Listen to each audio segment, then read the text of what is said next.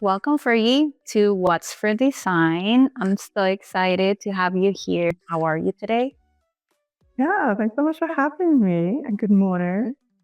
Um, I'm so excited for this. It's going to be a lot of fun. So tell me, what are we creating today? What's for Design today?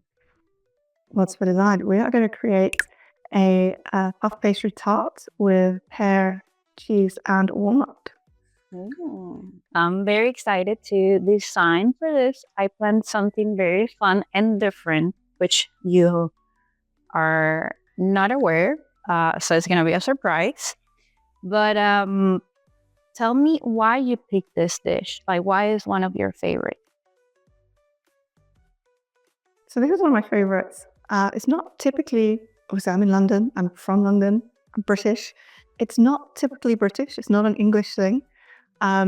But kind of sweets and pastries and that is something that, I grew up making with my mom in the kitchen as those kind of activities, to keep you busy when you're a little kid, keep you out of trouble, and nice little something to do on the weekend. Um, but I actually became allergic to gluten much later in life. So I kind of get to, struggle and miss out on all of these delicious things. So started to experiment with making them myself. It was also a combination of used to work uh, both in London and in Paris. And whenever I was working in Paris, I was always so heartbroken and jealous of my colleagues. Every morning, bringing in this huge box of croissants, the freshly baked. I was just like, they smell amazing, but I can't touch it. I just see all of these beautiful. They make the lovely displays in the bakeries and patisseries. It's like, oh, that looks really nice. Shame. So I just thought, start to make them myself, and just create different flavors or look for different flavor profiles. So it's not always super sweet, but what the one I'm doing today is a really nice sweet and savory balance. That's kind of, I guess, kind of inspired by something British, which is cheese and crackers.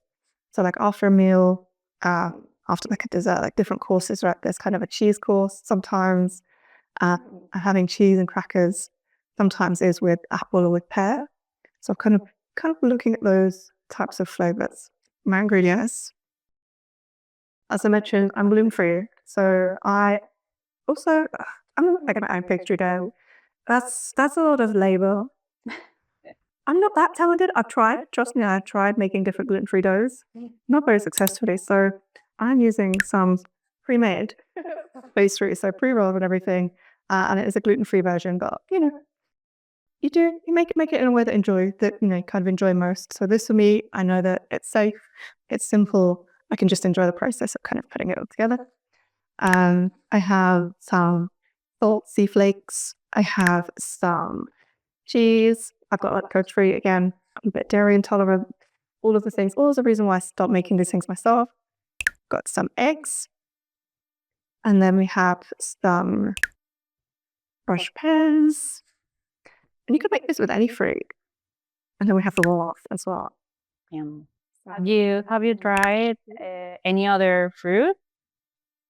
I had tried it with apple, and that worked really, really well. I've also tried doing a really savory version with a cream cheese and salmon. Okay. Very good, especially for a breakfast, brunch, lunch kind of little thing. Great for picnics. So I did that when a friend was doing a garden party, and everybody was taking their own dishes. I was like, let's try this. Let's try something different. And it went down a hit. So it's this, this is a structure that you could put any toppings on. If you don't like pears, well, I was like, I've got kiwis here. I might try one with a kiwi just to see, just to experiment, because it's a lot of pastry. It's going to make quite a few. You can make them individually. We could do one big sheet. We'll get. So yeah, I might experiment with one corner. We'll see. All right. I love that. I don't know why I thought at some moment like maybe with strawberries. I don't know. Ooh, yeah, very. That can be interesting. But it's your dish. So I'm not gonna start throwing designs idea to have an opinion in this. But I want to show you. So this is very I wanted to do something that were related to both of us because the idea, when you're cooking, and especially your favorite or one of your favorite meals, you have a story right behind it. Like you just mentioned, you were preparing this such when you were growing up with your mom. So I think that's beautiful, and I wanted to reflect the same, or add a story to my design so it matched your dish. Let me pull it up my screen and share with you what I have today. I'm excited to see the suspense. We're gonna be making a t-shirt today, and I prepare the assets right within the ingredients because it's part of the challenge. I think it's really cool. I mean, you've done a lot of t-shirt designs, but like, yeah, that's Right. cool. It's like the first piece of merch. I think every designer at least, first thing we do is make t-shirts, right? I know for me when I did my rebrand, I did stickers first, but that's because like something I wanted to hand out and give away and share with everyone I was meeting. But the first branded thing I did for myself, t-shirts, straight away, like big logo on the front, like a small version. It's like, yeah, like kind of in the style of like, you know how designer t-shirts when it's like a plain white tee and then it's just the small name. Like a little. Yes. Yeah, so I did, okay, we do one like that, but colourful. Okay, we don't do black and white over here. I love black as well. Black is very chic. But you know, I've got to keep it on bright. Yeah, see, it was super chic. And it's a pattern, it's very like stainless steel. Yeah, it's a vibe. You remind me something. You just mentioned about like the first thing you did was to do brand stuff. And that was also what inspired me to do a t-shirt because like right when we met, you got like these letters that you were putting to your jackets. So you were personalizing your clothing. I forgot to mention that stuff, but that was also an inspiration. And that's why I decided to do this. I'm very excited because like I have this all over the place and we're gonna be, moving things around just to capture everything. But please be my guest and show me what you're gonna be starting with. Yeah. So first thing I'm gonna do is just get everything kind of measured out, buttoned out. Got to get that pastry unrolled, flatten that out. The most important thing I think, or the only thing I really have to decide is whether I want to make little individual tarts or if I want to do it as like one big sheet that we can then like slice. And that's the only way. Like it's either like a big sharing one or a little individual one. That's the only difference there really is for making these. All right. That's dark. I'm gonna report on the close-up camera. Yes. I have a t-shirt over here. And I'm going to be cutting the pink part. When did you realize that you wanted to, pursue like a design career? I think I always knew I'd go into design. I was always far better and far happier doing, my art classes and the design classes than I was at maths or English. And anything else, I'm gonna. So she was very, very upset that I wasn't so into or very good at maths, but it was fine. She wasn't a big deal. It was very encouraging, as was my dad. So I think I was quite lucky from that younger age. It's always been very encouraging for me to go with what I was enjoying more, I was more talented in. My younger brother, is definitely more the academic side of things. And he was far better at the math, the science, the English. He's, an engineer. So yeah, we're very opposites, very yin and yang, but it's great. Um, so I always enjoyed design. I was like, all right, I'm going to do something in design. My top subject, you'll laugh, that I got my A-star grade in was Spanish.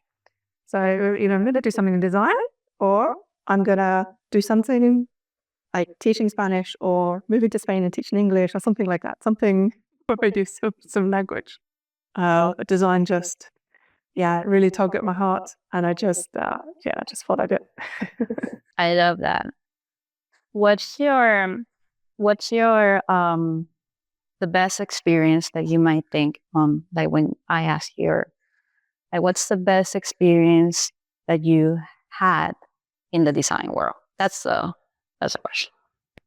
the best thing has been starting a business. I think that has been my best experience and achievement is going solo, because there's something I think a lot of designers want and aspire to do. And even myself, I was so hesitant. It was so many years ago. Oh, I don't know. I love the security working. I mean, I love financial security, that comfort, that you just focus on design. And that's lovely. Oh my gosh, that's a luxury that I miss. Now, I focus on the design, but I got to focus on the admin. I got to do the taxes and the finances and the marketing and the client relations and all the things that, you normally have this huge team for.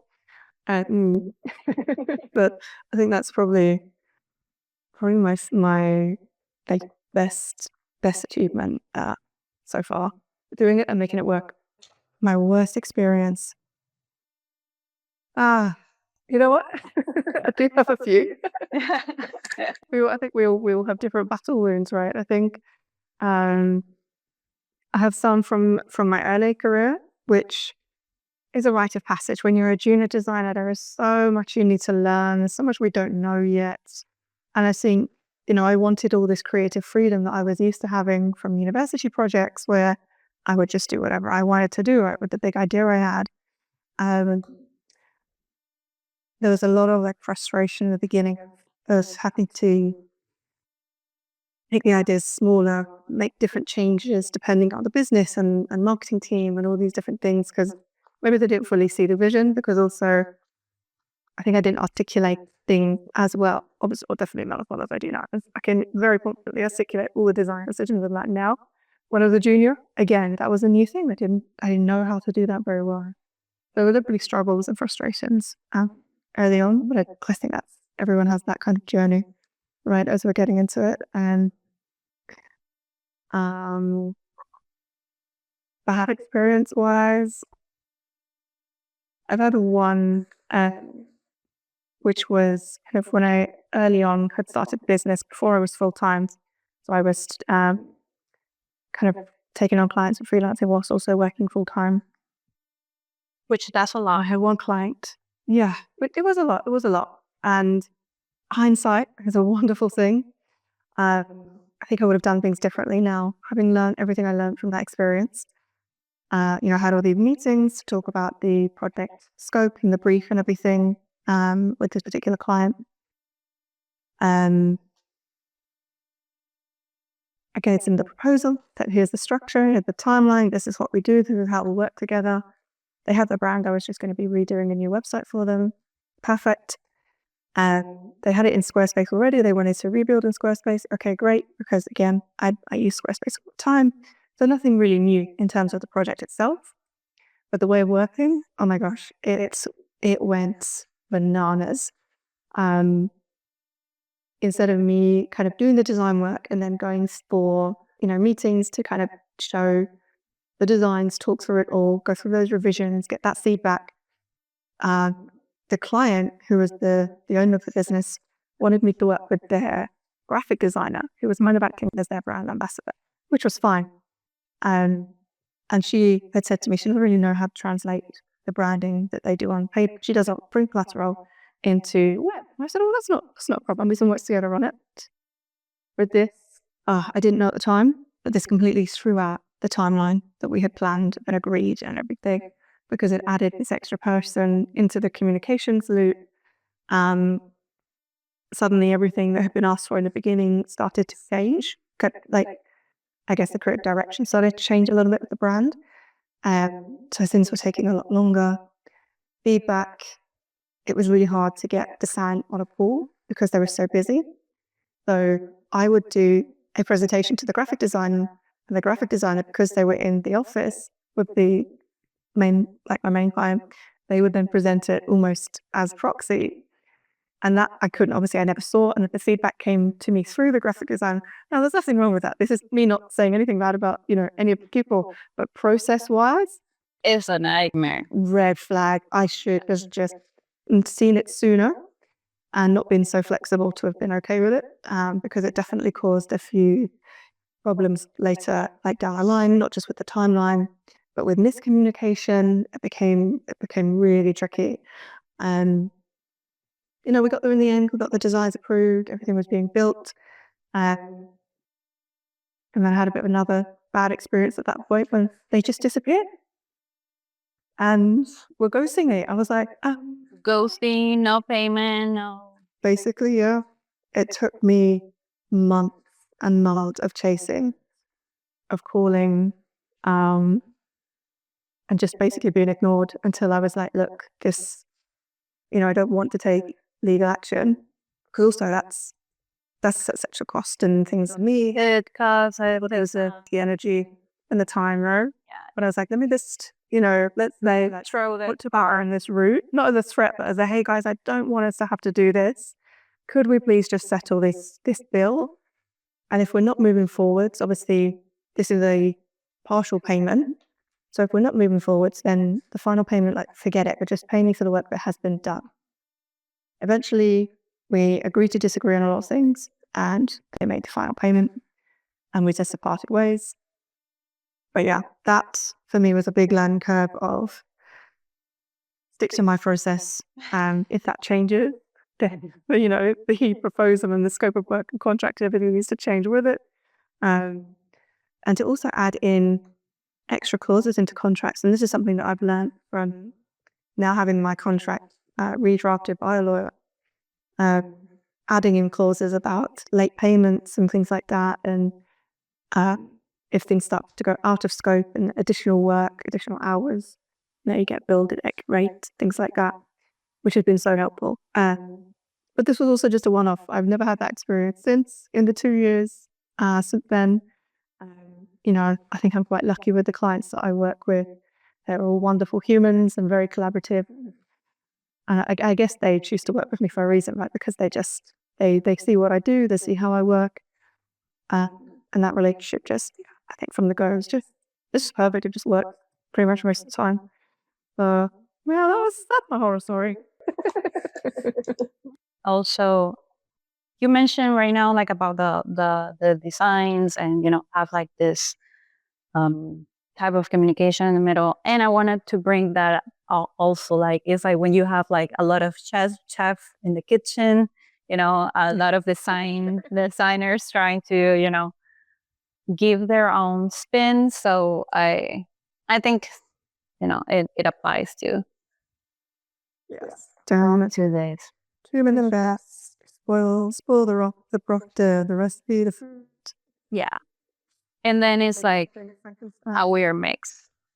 I have my pink vinyl here. I'm gonna cut it so we can start like iron it to the t-shirt. And how are you going? How is the preparation of it? I'm good. So paper covered with the cheese. And now I'm slicing a pear to add it all top because I just like little slices. So it kind of gives it a nice decorative look. It's going to be looking great at the table. And then once I've got all the slices on, we'll go into the oven that has preheated. So that's good. It's your time. What will you ask me? And it's okay if you put me on the spot. I'll take it. Let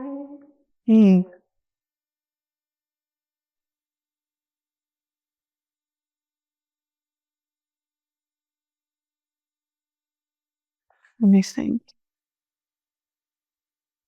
Move this otherwise I don't need this anymore. We finished cutting up fruit. I will ask you. So you're based in Miami. Yes. And Miami's obviously super colorful. There's loads of street art and really cool stuff. There's a really massive art scene.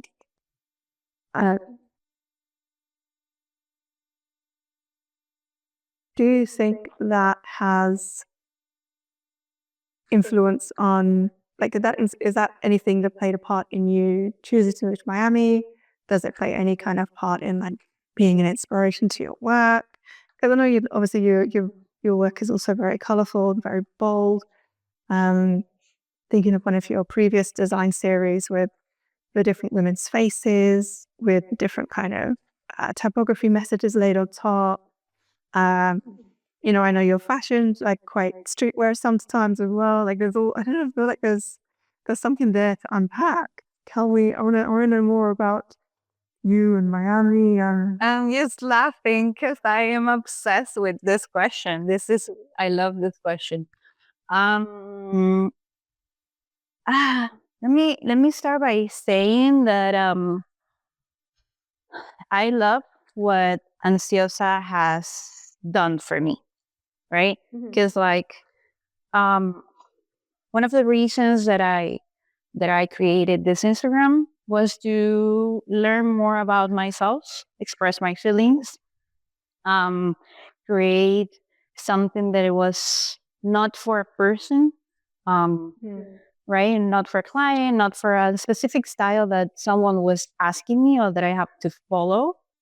Because I did that for so long that I didn't know what was my style, what was that made me different as a designer. Because I felt that I was just recreating styles and ideas and yeah, bringing to reality others people like their projects, their vision, but which one was mine?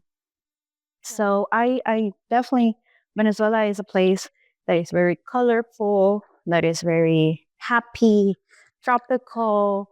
It has, I feel like everyone, like with their place of birth, their city, their country, they have like a like an attachment for sure, because this is of course. where you grew up.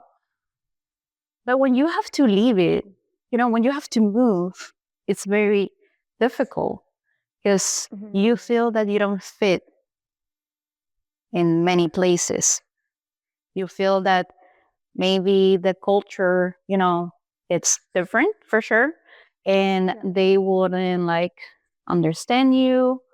You wouldn't vibes, with the things that they're used to. It's kind of hard to say. You start exploring, where you feel where you feel more comfortable. But when I started to travel around Latin America, um, and I had the possibility to study in Argentina, which I love Argentina, one of my favorite places in the world. And I will always come back. But when I put my my feet in Miami, literally coming out of the airport, going down or through the highway, I said to myself, it's here. It's here. And that's a feeling that I'm getting goosebumps.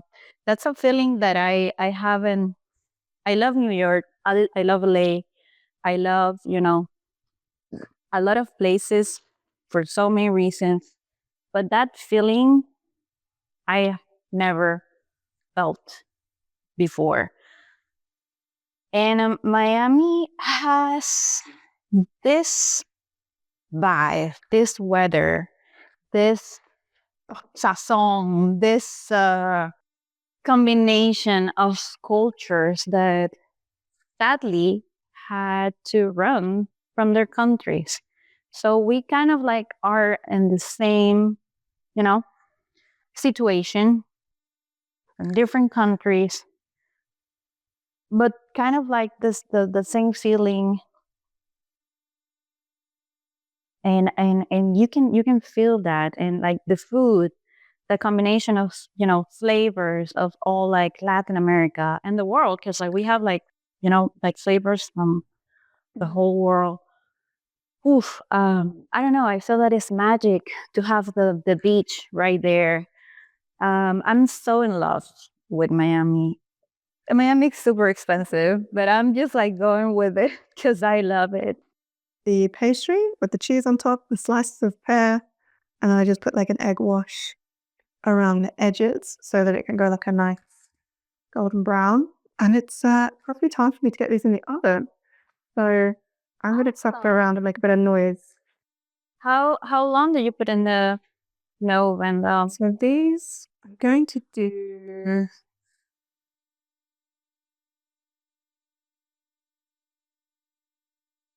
15 minutes and check on them. all right, cool. Because I don't want them to go too dark, too brown or burn. Definitely don't want it to burn. Is there anything that you're working on right now? Yeah, I've got a lot of things. You know me, it's ever juggling the many things. I can't just do one thing. I get bored. I love selection. I love, working on many different things, diversity of projects.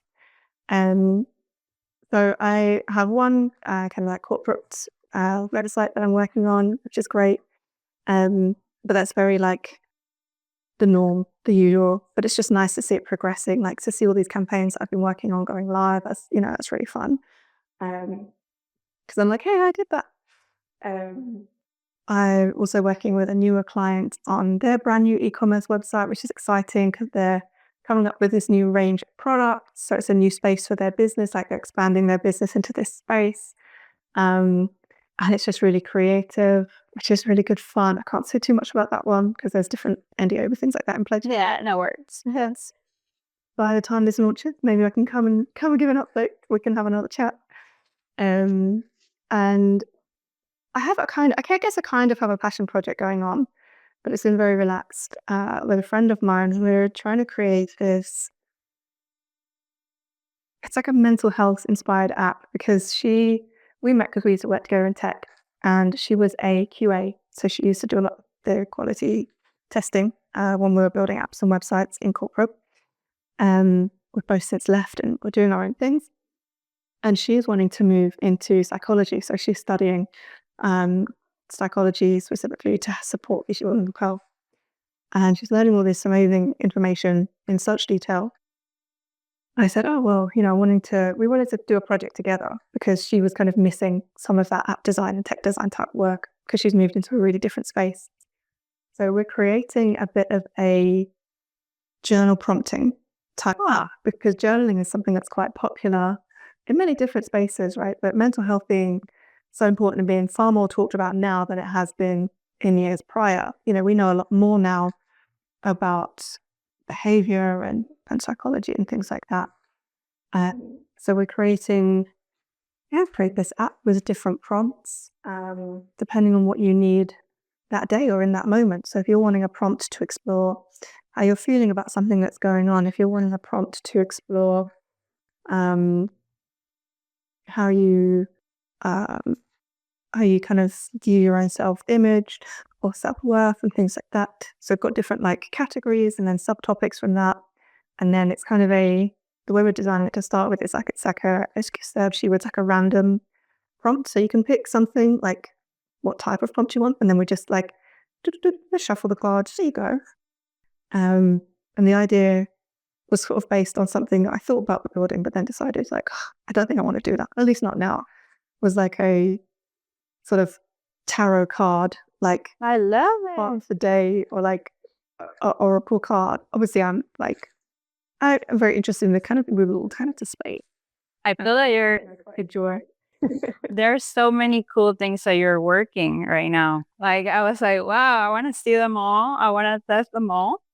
That's so cool. I'm excited because like also like each one of the topics and the ideas you mentioned are so you, and I'm so about us as designers, creators, to share our story.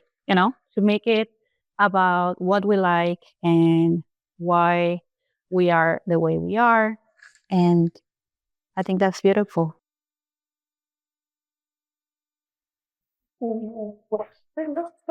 Smells delicious. I can smell it over here. Oh my goodness. This smells the most perfect.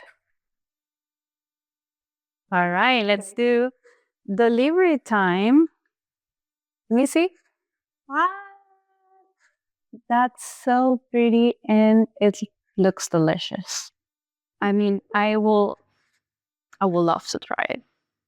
But this is what I did. So over here, I'm eating, your tarts. We are bold brands that take risks. We are not. And there is pink over there, and I'm still missing the little flower that I will add for sure. You'll see. Also, I want to open the space, like you have an open invitation for whenever you want to come back and design. So, yeah, thank you so much for doing this with me, Fergie. This is What's for Design. Yeah. Thank you so much for having me. Bon appetit. Yeah, bon appetit. Enjoy. Mwah. Bye. Talk to you soon.